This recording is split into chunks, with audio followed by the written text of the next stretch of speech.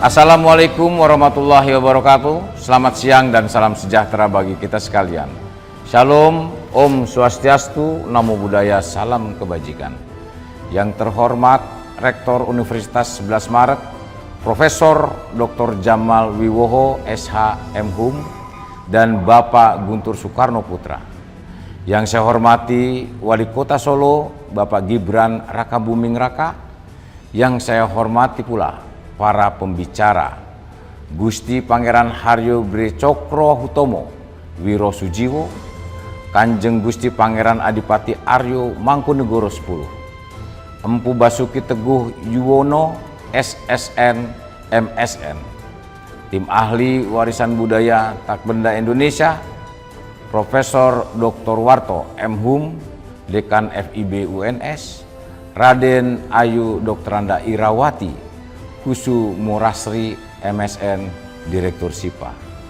Para peserta seminar, baik yang hadir di ballroom maupun daring, yang saya banggakan, pada kesempatan yang berbahagia ini, marilah senantiasa kita panjatkan puji syukur kehadirat Tuhan Yang Maha Esa, karena atas rahmat dan ridhonya, hari ini kita dapat mengikuti acara seminar dalam keadaan sehat walafiat. Selaku Kepala Staf Angkatan Darat dan pribadi, saya mengucapkan terima kasih dan apresiasi yang tinggi kepada Universitas 11 Maret dan Harian Kompas atas undangan sebagai keynote speaker pada hari ini. Sungguh merupakan suatu kebanggaan dan kehormatan bagi saya dapat memberikan materi dalam suatu forum akademis dengan tema menggali gagasan Trisakti, menggelorakan budaya bangsa dan kearifan lokal.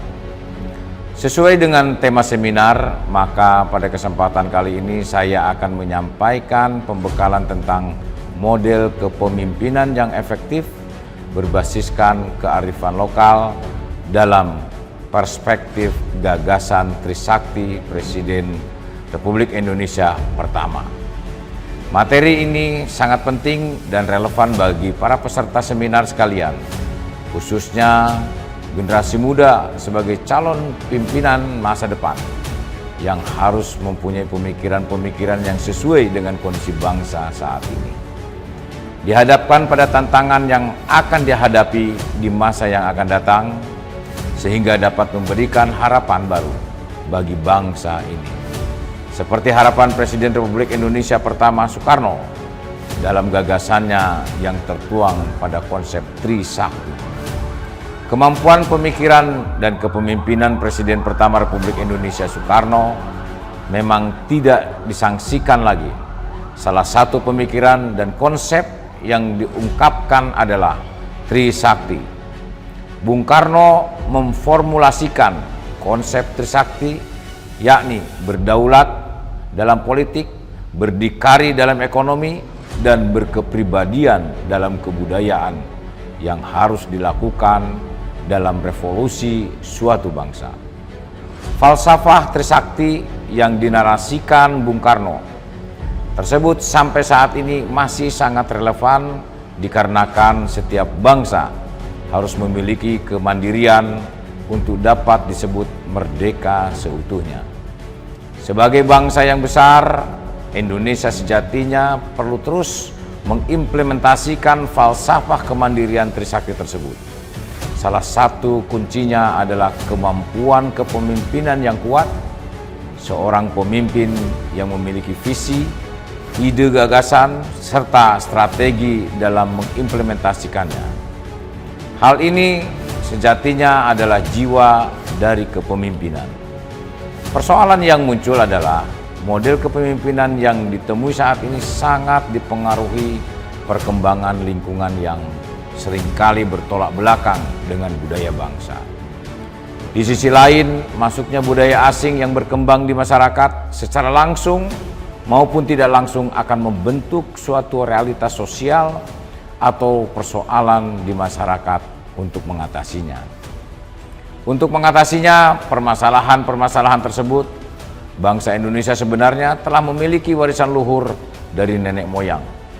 Dalam berbagai budaya daerah di Indonesia terdapat kekayaan yang tak ternilai, yaitu kekayaan nilai-nilai kearifan lokal berupa kepemimpinan dan berbagai kebijakan hidup untuk dijadikan pegangan para pemimpin. Mentransformasikan nilai, pemikiran, atau ajaran di masa lalu untuk ditarik ke masa kini memang sulit. Tapi bukan berarti tidak bisa. Hal tersebut dikarenakan kearifan lokal menjadi diskursus. Seorang pemimpin harus memiliki semboyan dan pandangan hidup yang selalu harus dilaksanakan agar kepemimpinannya dapat berjalan dengan baik dengan diiringi sikap yang arif dan bijaksana. Ungkapan yang paling populer dalam dunia pendidikan adalah Ingarso Sung Tulodo, Ing Madjo Mangunkarso, Tuturi Handayani. Ungkapan ini berasal dari ajaran Ki Hajar Dewantara yang mengandung nilai-nilai yang sangat baik untuk panutan seorang pemimpin. Apabila seorang pemimpin benar-benar ingin disebut sebagai seorang pemimpin, dia harus berada di depan untuk memberikan contoh yang baik dalam bentuk sikap, ucapan, dan tindakan yang selalu konsisten. Manakala seorang pemimpin berada di tengah-tengah yang dipimpinnya, dia harus membangun karso, memberi semangat agar pengikutnya tidak mudah putus asa jika menghadapi segala macam cobaan. Ketika dia ada di belakang, dia harus selalu tuturi handayani, yaitu mau mendorong agar pengikutnya selalu maju. Ketika seorang pemimpin memiliki sikap dan pandangan hidup yang baik, maka para pengikutnya akan selalu melu handarbin, melu hangrung kebi, serta mulat sariro hangrosowan. Artinya, segala prestasi yang dicapai akan selalu dijaga oleh pengikutnya dengan baik karena merasa ikut memiliki atau melu handarbin. Jika ada yang akan merusak tatanan yang sudah mapan, maka juga akan ikut membela melu hangrung kebi. Berdasarkan pandangan di atas, seorang pemimpin akan semakin berwibawa dan dapat menyelesaikan segala persoalan tanpa menimbulkan persoalan baru. Karena kewibawaannya itulah seorang pemimpin memiliki kekuatan sehingga akan berani ngeluruk tanpa bolo, menang tanpa ngasorake. Artinya, segala persoalan dapat diselesaikan sendiri dengan baik tanpa harus merendahkan martabat orang lain yang bermasalah dengan dirinya sendiri. Karena kewibawaan itulah seorang pemimpin harus selalu bersikap dermawan kepada orang lain yang kekurangan. Seorang pemimpin sejatinya memiliki sikap dan pandangan weweh tanpa kelangan atau memberi tanpa harus kehilangan sesuatu. Karena seorang pemimpin sugih tanpa bondo atau kaya tanpa harta. Itulah beberapa ungkapan yang merupakan kearifan lokal bangsa Indonesia yang penuh dengan nilai-nilai luhur untuk seorang pemimpin. Kemudian, dalam menjalankan kepemimpinan bangsa ini dilakukan dengan mempengaruhi dan mengajak orang lain yang dilakukan dengan sikap dan hati yang tulus. Kebersihan nurani dilandasi filosofi dasar kepemimpinan yang merupakan suatu kewajiban, amanah, dan bukan hak.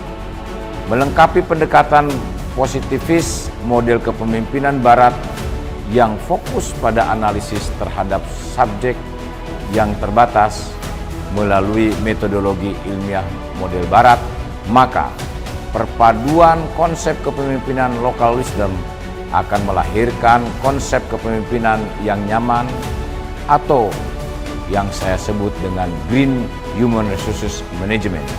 Kepemimpinan yang green adalah kepemimpinan yang mengayomi, memberikan keteduhan dan kesejukan dengan mengutamakan kedekatan dengan yang dipimpin.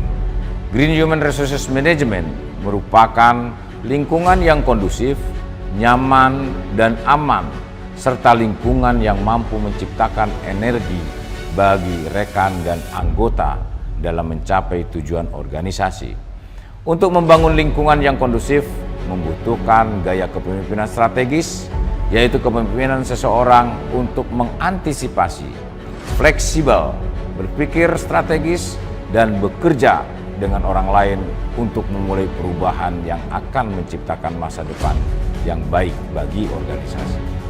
Membangun Green Human Resources Management, maka seorang pemimpin harus membangun kapasitas dirinya sebagai pemimpin, yaitu pertama, pemimpin yang dihormati karena keberaniannya mengambil keputusan. Bagi saya, kalau keputusan itu benar, itu bagus. Kalau salah, lebih bagus daripada tidak berani mengambil suatu keputusan sama sekali. Kedua, pemimpin yang diidolakan, yang sekecil apapun kebaikannya yang kamu perbuat akan menjadi riak kebaikan yang tidak pernah berujung. Ketiga, pemimpin yang dikagumi, yaitu apa yang terjadi dalam diri kita adalah gambaran apa yang kita lakukan dan perbuat kepada orang lain. Keempat, pemimpin yang dicintai, yaitu pemimpin yang dengan hati lembut kepada anggota, rasa cinta dan kasih sayang. Sering saya sampaikan kepada jajaran, saya penting bagi pemimpin untuk dicintai oleh rakyat, oleh anak buahnya, tetapi yang lebih penting adalah pemimpin yang mencintai anak buahnya. Kelima, pemimpin yang diidamkan, di mana kehadirannya selalu dinanti, menjadi penyejuk dalam sikap situasi. Pemimpin yang mengakar karena dia sadar dari mana dia berasal. Keenam, pemimpin yang diharapkan, yaitu keberhasilannya para pemimpin dalam menggerakkan roda organisasi selalu melalui keputusan yang diambil tidak terlepas dari sikap anggota atau bawahan terhadap keputusan tersebut. Libatkan eselon terdepan dalam setiap mengambil keputusan. Untuk menjadi seorang pemimpin bangsa ini, maka pemimpin harus memiliki 4 ciri utama, yakni imajinasi, yaitu memiliki daya pikir untuk memprediksi tantangan dan upaya untuk menghadapi. Yang kedua, inovasi, yaitu memiliki gagasan baru dalam mencapai tujuan organisasi. Yang ketiga adalah visi misi, yaitu memiliki tujuan dan cara untuk mencapainya. Yang keempat adalah cita-cita dan harapan, yaitu memiliki harapan untuk terus bekerja untuk mencapai suatu cita-cita. Apabila tidak mempunyai itu semua, maka hanya menjadi pemimpin yang biasa-biasa saja. Para peserta seminar yang saya hormati, perlu saya sampaikan beberapa kunci sukses. Yang pertama, lupakan masa lalu, karena masa lalu tidak pernah akan kembali lagi. Yang kedua, lakukan yang terbaik hari ini secara optimal karena kita hanya bisa mengupayakan yang terbaik yang kita lakukan hari ini. Dan yang ketiga, cita-cita hanya sebuah harapan dan angan-angan, tetapi harus diperjuangkan. Saya juga berpesan kepada seluruh peserta seminar, kalau sedang bahagia jangan larut dalam kebahagiaan, karena besok atau lusa akan ada penderitaan. Begitu juga kalau kita sedang menderita, jangan larut dalam penderitaan, karena suatu ketika besok akan ada kebahagiaan. Dan orang yang bahagia belum tentu bermurah hati, tetapi saya belum melihat orang yang bermurah hati tidak bahagia. Pasti dia bahagia. Saya juga berpesan bahwa kita harus yakin kepada diri sendiri, karena apapun yang ada di depanmu, yang ada di belakangmu, sekalipun yang ada di sekelilingmu, itu tidak berarti apa-apa dibanding yang ada dalam dirimu sendiri. Hal yang terpenting dari semua itu, generasi muda harus mampu mempersiapkan diri menjadi calon pemimpin yang menumbuhkan patriotisme, menciptakan perubahan yang dinamis, berbudaya prestasi, dan semangat profesionalisme, serta mampu meningkatkan partisipasi dan peran aktif pemuda sebagai kekuatan moral, kontrol sosial, dan agen perubahan, serta mampu membangun dirinya, masyarakat, bangsa, dan negara. Demikian materi yang dapat saya sampaikan terkait ceramah seminar menggali gagasan Trisakti, menggelorakan budaya bangsa dan kearifan lokal. Semoga Tuhan Yang Maha Esa senantiasa memberikan petunjuk, bimbingan, dan kekuatannya kepada kita untuk memberikan karya pengabdian terbaik kepada bangsa dan negara. Sekian dan terima kasih. Wassalamualaikum warahmatullahi wabarakatuh. Shalom.